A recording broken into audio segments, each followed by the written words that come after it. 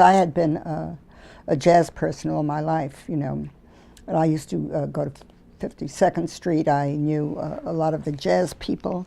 Then I got married, and I had a child, and I had a day gig, and I didn't go out to hear music. I couldn't afford it to begin with, you know. And then my marriage broke up. And then I ran into Stone at a mutual friend's Christmas party, and we would run into each other on the train, and we would talk about music and talk about music. And one day he said, you know, Sonny Rollins is going to be at the Vanguard. Would you like to go? I said, oh, I'd love to go.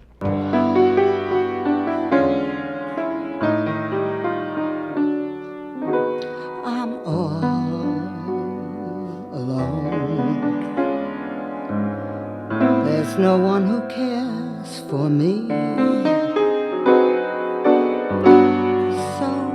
We started going to hear the clubs. In the meantime, he was friends with Ornette, you know, and I had never heard Ornette. And I had never heard Cecil.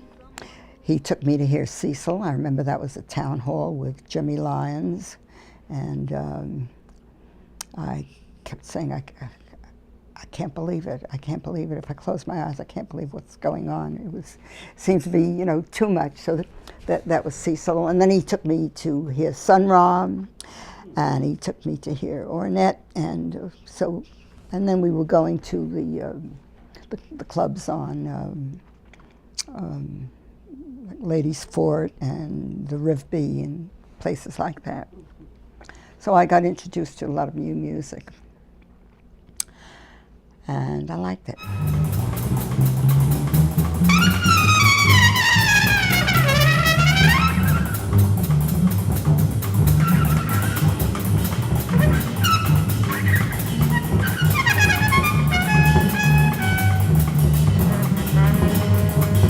When Roy Campbell created Other Dimensions in Music, myself, Roy Campbell, Charles Downs again, and Daniel Carter, we would do these concerts. Sometimes we'd play for 3 nights, and we'd look in the audience, and there'd be nobody there except these 2 people, and they were the Stones.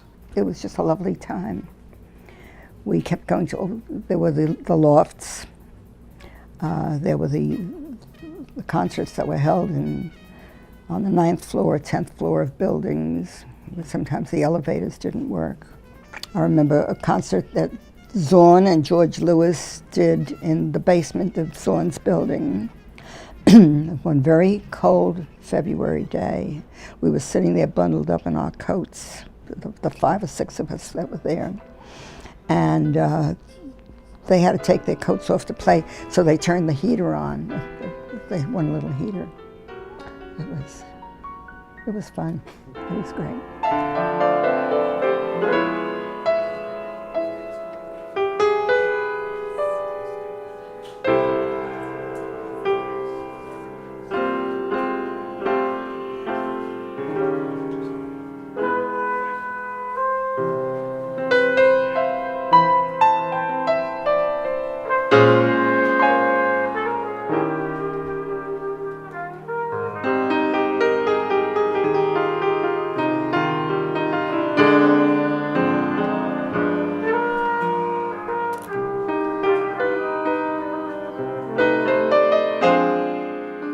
So I have 2 books here. The yellow one has all the tunes that I know, that I'm pretty sure I know, you know, all the way. That's the yellow book. And the red or pink or rose-colored book, which I don't know what you would call it, is a list of tunes that I sort of remember, but not the whole thing. So, I think except for the first page. So I have a lot of songs here, you know, pages and pages. Each page has a different letter on it. And I'm on the S's now. This is the 3rd or 4th page of the S's. Yeah. And that's what I'm doing now.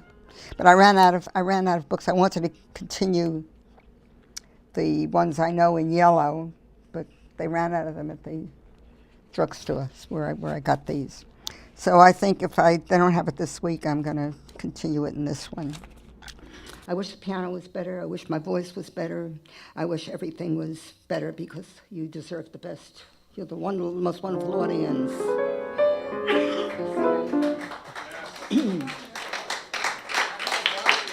I mean, how can I do better than have a bunch of people here that I love? I mean, I don't think there's anybody here I don't love. Is there anybody here I don't love? You told me you didn't love me. Well, you're an exception. You're an exception, Steve. Everybody understands that. Well, you know, the thing is that Steve said we were going to all have dinner together. And then he was going to call me. I told Ruth that we were having dinner together. Did I tell you that? Yes. And you were supposed to call me. He didn't call me. I called him finally. And he said, oh, I didn't know. I thought you said that you weren't going to make it. Anyway, I still love him. But, okay, I guess I have to get back to the thing on hand here. So I have to think because nothing... Shut up. I do. Even Steve. I'm trying to think of something. I love this tune. I'm going to try to do it. Whether you are near or yonder, even though your friends forsake you, even though you don't succeed, I would be so glad to take you, give you the break you need, more than you know, more than you know, man of my heart, I love you so.